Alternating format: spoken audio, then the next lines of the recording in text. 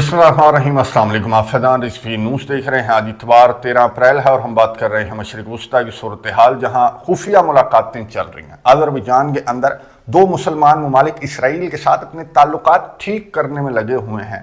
गज़ा के अंदर क्या चल रहा है उसको इग्नोर करते हुए ये कौन से दो ममालिक हैं जो अज़रबैजान के अंदर बैठे हुए हैं, आपने कमेंट्स बॉक्स में गैस करना है। मैं आगे चलकर आपको बताऊंगा। आपके लिए सबसे बड़ा क्लू ये है कि अज़रबैजान अगर मीडिएटर है या फिर अज़रबैजान अगर वेन्यू है तो फिर आप अंदाज़ा लगा सकते हैं कि कौन से दो मुस्लिम ममालिक हो सकते हैं। बहरहाल अमरीका का रद्द-ए-अमल सामने आ चुका है। जो मुलाकात हुई ईरान और अमरीका के दरमियान, जो ओमान के अंदर मुलाकात हुई, उस पर वाइट हाउस काफ़ी घंटे तो खामोश रहा। फिर वाइट हाउस की जानिब से बयान ये सामने आया कि कंस्ट्रक्टिव और पॉजिटिव मुज़ाकरात थे ईरान और अमरीका के दरमियान। फिर डोनाल्ड ट्रंप एयरफोर्स वन पर सवार होकर ये वीकेंड स्पेंड करके गोल्फ शॉल्फ खेल कर ये जब वापस आ रहा था वाइट हाउस की जानिब, तो यहाँ पर तैयारे में सहाफ़ियों की जानिब से इससे सवाल पूछा गया कि ईरान और अमरीका के मुज़ाकरात पर आप किस तरह से रिएक्ट करेंगे। तो डोनाल्ड ट्रंप ने किस तरह से रद्द-ए-अमल का इजहार किया, ये सुनिए, उसके बाद बात करते हैं। And I think we have a lot of good news coming soon about some of those fights, and we'll see how it goes. But it's been an interesting weekend. I think we have some pretty good news coming on some of the conflicts. How did it give us a readout on the Iran talks, sir? I think they're going okay. What was your what Well, I can't what got you because it doesn't. Nothing matters until you get it done. So I don't like talking about it. But it's going okay. The Iran situation is going pretty good. Are there other talks that are going well, I sir? think. Are there गुफ्तगू other आपने सुनी America के सदर Donald Trump की, जिन्होंने सहाफ़ी के सवाल पर यह जवाब दिया कि जी ओके जा रहे हैं, ईरान के साथ जो मुज़ाकरात हैं वो ओके चल रहे हैं। फिर डोनाल्ड ट्रंप ने यह भी कहा कि अभी कुछ कहना कबल अज़ वक्त है। मैं ये समझता हूं कि जब तक ये मामला किसी सिमत ना बैठ जाए तो मैं इस पर ज़्यादा बात नहीं करना चाहता। और इसने ज़्यादा बात नहीं की, सिर्फ ये कहा कि मुज़ाकरात जो हैं वो ठीक ठाक चल रहे हैं। आई थिंक, इसने एंड पर कहा कि मेरा ख्याल है कि मुज़ाकरात जो हैं वो ठीक ठाक चल रहे हैं। अब ये जो आई थिंक कर रहा था, या जो नखरे टखरे करके इन मुज़ाकरात के हवाले से बात कर रहा था, इसकी रियलिटी में आपको बता दूं। सबसे पहले तो इसका जो मैक्सिमम प्रेशर है, जो मैडमैन थ्योरी है, जो इसके तैयारे खड़े हुए हैं डेगो गार्सिया के अंदर, B-2 बॉम्बर्स, या फिर जब ये मुज़ाकरात चल रहे थे ओमान के अंदर तो इसके बैटलशिप्स भी ओमान के अतराफ, रेड सी के अंदर, ओमान और यमन के अतराफ इसके जो बैटलशिप्स हैं वो भी चक्कर लगा रहे थे। सैटेलाइट इमेज मैं आपको दिखा रहा हूँ। और इस सारे प्रेशर के बावजूद, या इसने जो धमकियां दी उसके बावजूद, ईरान की जानिब से कोई प्रेशर नहीं लिया गया। और ईरान के जो फॉरेन मिनिस्टर अब्बास इन मुज़ाकरात के अंदर मौजूद थे। मैंने आपको बताया कि उन्होंने पोजीशन पेपर के ऊपर कैटेगोरिकली लिखा कि सिर्फ न्यूक्लियर प्रोग्राम पर बात होगी, ईरान के मिसाइल प्रोग्राम पर या फिर ईरान की फॉरेन पॉलिसी पर या फिर ईरान के ग्रुप्स पर कोई बात नहीं होगी। अब पोजीशन पेपर जो है वो स्टीव विटकॉफ का भी, जो कि कल तक तो सामने नहीं आया था, अब स्टीव विटकॉफ का भी पोजीशन पेपर सामने आ चुका है, जो कि ओमान की जानिब से इन्हें कहा गया था कि पहले लिख लो पोजीशन पेपर कि किन मामलात पर बात करनी है, किन मामलात पर बात नहीं करना चाहते, कौन सी रेड लाइन्स हैं, कौन से नॉन स्टार्टर्स हैं। तो ये सारी चीज़ें जो हैं वो पेपर के ऊपर लिख दो। तो सोर्सेज के मुताबिक ये सामने आया कि अमरीका के जो नुमाइंदा खसूसी हैं स्टीव विटकॉफ, ये नुमाइंदा खसूसी बराए मशरिक़ वस्ता हैं, इनकी जानिब से जो पोजीशन पेपर तहरीर किया गया तो उसमें एक भी लाइन वो नहीं थी जो डोनाल्ड ट्रंप बातें करता है या फिर ये खुद बातें करते हैं कि हम यूं कर देंगे, हम ये कर देंगे, हम बॉम्बिंग करेंगे।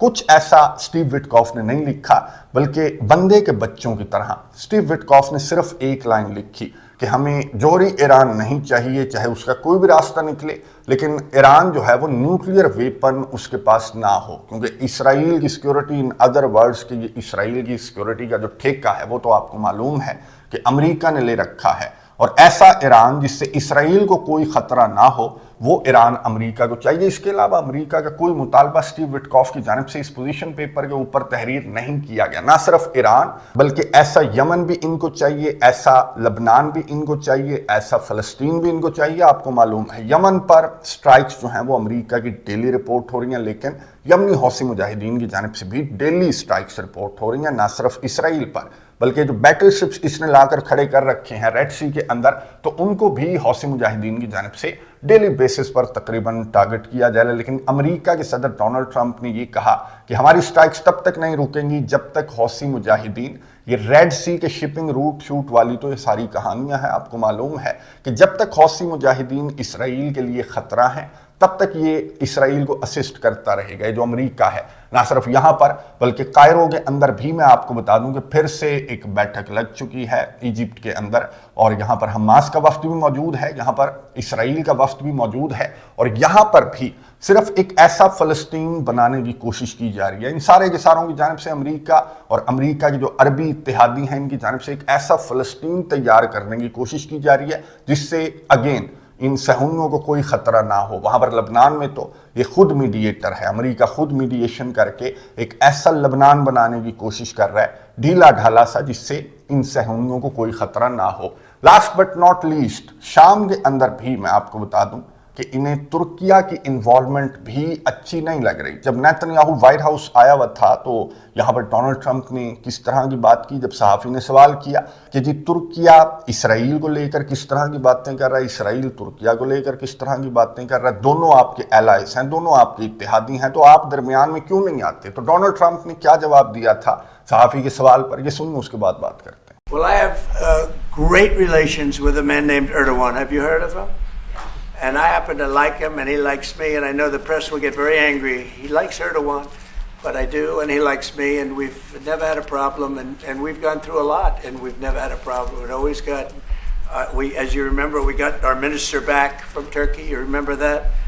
And this was a big deal at the time, and we got him back.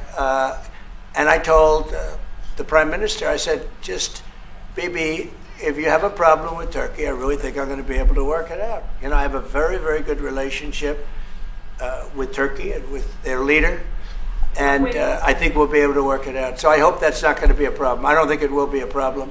Now, with that being said, I believe it was Turkey, and I said that to him. I said it. I said, congratulations. You've done what nobody's been able to do in 2,000 years. You've taken over Syria with different names, but same thing. I said, you've taken it over. He's taken it over through surrogates. He goes, no, it was not me. I said, it was you. But that's okay. You don't have to say, well, it sort of maybe was me. Okay. But what he did, he's a tough guy, and he's very smart.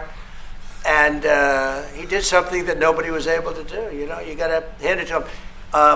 Any problem that you have with Turkey, I think I can solve. I mean, as long as you're reasonable. You have to be reasonable. We have to be reasonable. گفتگو آپ نے سنی امریکہ کے صدر Donald Trump کی, جس نے صحافی کے سوال پر ہاتھ ہلا ہلا کر اپنے اسی انداز سے کہا کہ دونوں میرے ایلائز ہیں, اردوان تو میرا بہت اچھا دوست ہے, تو ان دونوں کے درمیان اگر کوئی معاملہ ہے یا پھر اسرائیل کو ترکیہ سے اگر کوئی تکلیف ہے تو وہ تکلیف تو میں 2 منٹ میں دور کر سکتا ہوں اردوان سے بات کر کے. اب تکلیف کیا ہے ان اسرائیلیوں کو؟ شام سے کیا تکلیف ہے؟ جو شام ان کا بشار الاسد کے انڈر تھا اس سے بھی انہیں تکلیف تھی, اب جو احمد الشرہ کے انڈر ہے اس سے بھی انہیں تکلیف ہے, اور ان کی جانب سے ہر 1-2 دن کے بعد بمباری رپورٹ ہوتی ہے دمشق کے اوپر, شام کے ڈیفرنٹ شہروں کو ان کی جانب سے ٹارگٹ کیا جاتا ہے. اچھا, پہلے تو یہ بشار الاسد کا یا ایرانین فائٹرز کا چھوڑا گیا اسلحہ ٹارگٹ کر رہے تھے, آج کل میں آپ کو بتا دوں کہ یہ اسرائیلی جو ہیں وہ ان بیسز کو ٹارگٹ کر رہے ہیں جن بیسز پر ترکیہ کی نظر ہے, اور ترکیہ جو ہے وہاں پر اپنی بیسز بنانا چاہتا ہے شام کے اندر. اب اگر ترکیہ بیسز بنائے گا شام کے اندر تو ظاہر ہے کہ ترکیہ اور شام کے درمیان ایک ایگریمنٹ طے پائے گا, ایک ڈیفنس ایگریمنٹ طے پائے گا, اور ترکیہ اور شام کے درمیان یہ ڈیفنس ایگریمنٹ طے پائے. یہ صہیونیوں کو اچھا نہیں لگ رہا. وہ کیوں اچھا نہیں لگ رہا؟ کیونکہ صہیونی یہ سمجھتے ہیں کہ ترکیہ جو ہے وہ سلطنت عثمانیہ بحال کرنا چاہتا ہے. اچھا, کوئی کیا بحال کرنا چاہتا ہے یا نہیں بحال کرنا چاہتا ہے؟ جیسے پوٹن جو ہے وہ سوویٹ بحال کرنا چاہتا ہے, ترکیہ جو ہے وہ سلطنت عثمانیہ بحال کرنا چاہتا ہے. یہ تو خیر نہیں پتہ, کنفرم نہیں ہے, لیکن یہ ضرور کنفرم ہے کہ تم تو گریٹر اسرائیل ضرور بحال کرنا چاہتے ہو, اور اس کے راستے میں چاہے کوئی بھی آئے, چاہے وہ احمد الشرہ ہو یا بشار الاسد ہو, ایران ہو یا ترکیہ ہو یا کوئی بھی مسلمان ملک ہو, اس سے ان کو تکلیف ہے. تو یہ اس کو تکلیف ہے جو کہ ڈونلڈ ٹرمپ نے کہا کہ میں دور کروا دوں گا, اور ابھی اس کی یہ بات ہوئے 1 ہفتہ بھی نہیں گزرا تو یہ خبر سامنے آ گئی ہے کہ آذربائیجان کے اندر بیٹھک لگائے بیٹھے ہیں, ترکیہ اور اسرائیل بیٹھک لگائے بیٹھے ہیں, ان کے آفیشلز آئے یہاں پر بیٹھک لگائی, اور شام کے اندر انہوں نے کہا کہ ہم آمنے سامنے نہ آ جائیں, کوئی مس انڈرسٹینڈنگ نہ ہو جائے دونوں پرانے دوستوں میں. یہ دوستی آپ کو معلوم ہے کہ 7 اکتوبر سے ڈرامے بازی میں تبدیل ہو چکی ہے. ترکیہ کے صدر جس طرح کی باتیں کر رہے تھے کہ میں نے تو ٹریڈ بھی بند کر دی, میں نے تو تعلقات بھی توڑ دیے سارے کے سارے, لیکن اب یہ آذربائیجان کے اندر بیٹھے ہوئے کیا کر رہے ہیں, یہ مس انڈرسٹینڈنگز دور کرنے کی کوشش کر رہے ہیں کہ کہیں شام کے اندر ہم دونوں آمنے سامنے غلطی سے نہ آ جائیں. تو ان مس انڈرسٹینڈنگز کو بیٹھ کر دور کر لیتے ہیں. اب اسرائیل کا میں نے آپ کو کنسرن تو بتا دیا کہ اسرائیل کو کیا کنسرنس ہیں. اب ترکیہ کا کنسرن یہ ہے کہ ترکیہ یہ چاہتا ہے کہ شام جو ہے وہ ظاہر ہے کہ ترکیہ کا کریڈٹ ہے. ڈونلڈ ٹرمپ نے یہ بات کی کہ ترکیہ کو کریڈٹ چاہتا ہے. شام کے اندر جو کچھ ہوا, بشار الاسد کا تختہ جو ہے طویل اقتدار اگر پلٹا گیا تو اس میں ایردوان کو کریڈٹ چاہتا ہے, اور ایردوان یہ چاہتا ہے کہ اسرائیل اپنی فوجوں کو شام سے پیچھے ہٹا لے. اب جیسے ہی یہ تختہ پلٹ ہوا تھا, آپ کو معلوم ہے کہ اس نے موقع دیکھتے ہوئے, کیوس دیکھتے ہوئے کہ شام کے اندر کس طرح کی صورتحال ہے, کہیں خوشیاں منائی جا رہی تھیں, کہیں بہت زیادہ کیوس تھا, تو اس نے اپنی فوجوں کو اور آگے بڑھا دیا تھا, گولان ہائٹ سے اور آگے. یہ دمشق کے بہت قریب پہنچ چکا ہے, جو کہ بالکل جسٹیفائڈ نہیں ہے. اور ترکیہ یہ چاہتا ہے کہ جی نکلو یہاں سے, ہم ڈیفنس ایگریمنٹ کریں, میں یہاں پر بیسس کے اندر اپنے فوجی تعینات کروں گا, جو بھی کروں گا, تمہارا تو کوئی کنسرن نہیں ہے. لیکن اسرائیل نے کہا کہ نہیں جی, آپ کا اسلحہ ان جہادسٹ کے ہاتھ میں نہ لگ جائے, ان دہشت گردوں کے ہاتھ میں نہ لگ جائے, یہ مجھے تکلیف ہے. اب تکلیف میں آپ کو بتا دوں کہ ان صہیونیوں کو تکلیف ہے کیا. یہ نکل جائیں گے, یہ علاقہ بھی خالی کر دیں گے, شام سے یہ اپنی فوجیں بھی نکال دیں گے, لیکن ایک شرط پر, جو شرط انہوں نے ایجپٹ کے سامنے رکھی تھی. یہ صحرائے سینا انہوں نے کنٹرول کر لیا تھا سارا. اب اسرائیل نے یہ کہا تھا کہ صحرائے سینا ہم تمہیں دے دیں گے, بدلے میں تم ہمیں تسلیم کر لو, اسرائیل کو تسلیم کر لو. اور ایجپٹ نے یہی کہا تھا کہ یہ صحرائے سینا ہمیں دے دو اور بدلے میں ہم تمہیں تسلیم کرتے ہیں. تو یہی شرط میری انڈرسٹینڈنگ کے مطابق ترکیہ کے سامنے رکھی جائے گی کہ اگر یہ ہمیں تسلیم کر لے شام, تو بدلے میں ہم تمہیں یہ علاقے دے دیں گے. ابھی تک نیتنیاہو کی جانب سے میں آپ کو بتا دوں کہ ایسی کوئی بات نہیں کی جا رہی. احمد الشرا اور ترکیہ کے صدر رجب طیب اردوان کی بھی ملاقات ہوئی ہے. اس ملاقات کے بعد جو آذربائیجان کے اندر ملاقات ہوئی, جو معاملات اور مس انڈرسٹینڈنگز دور کرنے کی کوشش ان کی جانب سے کی گئی ہے, تو اس کے بعد احمد الشرا اور اردوان نے بھی ملاقات کی ہے. اور اس وقت کے اندر میں نے آپ کو بتایا کہ فلسطین کے اندر کیا کچھ چل رہا ہے, لبنان کے اندر کیا کچھ چل رہا ہے, پورے مشرق وسطیٰ کے اندر کیا کچھ چل رہا ہے. مشرق وسطیٰ ایک بڑی جنگ کے دہانے پر ہے, اور یہاں پر یہ بیٹھکیں لگا کر بیٹھے ہوئے ہیں. خفیہ بیٹھک تھی جس کو بعد میں ترکیہ کے فورن منسٹر نے کنفرم بھی کر دیا کہ ہاں جی, ہم تو مس انڈرسٹینڈنگز دور کرنے کے لیے اسرائیل کے ساتھ بیٹھے ہوئے ہیں. جو شام کو لے کر ہمارے درمیان کچھ مس انڈرسٹینڈنگز ہیں, وہ امریکہ کی ثالثی میں یہ حل کرنے نکل پڑے ہیں. اب امریکہ کے دونوں اتحادی ہیں, اور یہاں پر جو کنسرنس ہیں وہ اسرائیل کے بالکل غلط کنسرنس ہیں. ترکیہ جانے, شام جانے, ان کے آپسی تعلقات جانے, ہو آر یو, آپ کون ہیں درمیان میں جو اپنے رائٹ ٹو سیلف ڈیفنس کا, سیکورٹی کنسرنس کا نعرہ لگا کر آپ اپنے گریٹر اسرائیل کو پھیلانے کے لیے کہیں بھی پہنچ جاتے ہیں. بہرحال یہاں پر میں آپ کو بتا دوں کہ امریکہ کے صدر ڈونلڈ ٹرمپ نے نیتنیاہو جب وائٹ ہاؤس کے اندر موجود تھا, تو اس نے نیتنیاہو کو یہ کہا تھا, اینڈ پر آپ نے سنا بھی ہوگا, اس نے کہا تھا کہ میں تمہارے درمیان معاملات حل کروا دوں گا اگر تم بندے کے بچوں والے جو مطالبات ہیں وہ معقول قسم کے میرے سامنے رکھو گے, تو پھر میں معاملات حل کروا سکتا ہوں. ترکیہ کو امریکہ نہیں کھو سکتا. ترکیہ نیٹو کے لیے بھی بہت زیادہ امپورٹنٹ ہے, اس لیے واحد اسلامی ملک ہے جو نیٹو کے اندر ہے.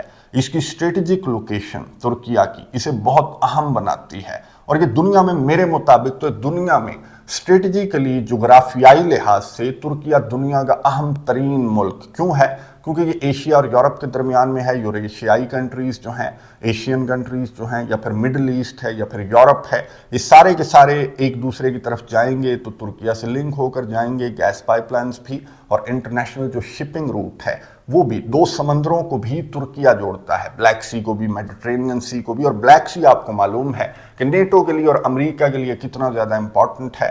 رشیا پر انہوں نے اپنا رڈار رکھنا ہوتا ہے, تو اس وجہ سے ترکیہ بہت زیادہ امپورٹنٹ ہے, اسٹریٹجیکلی بہت زیادہ امپورٹنٹ ہے, اور ترکیہ کی اپنی ایک اہمیت ہے.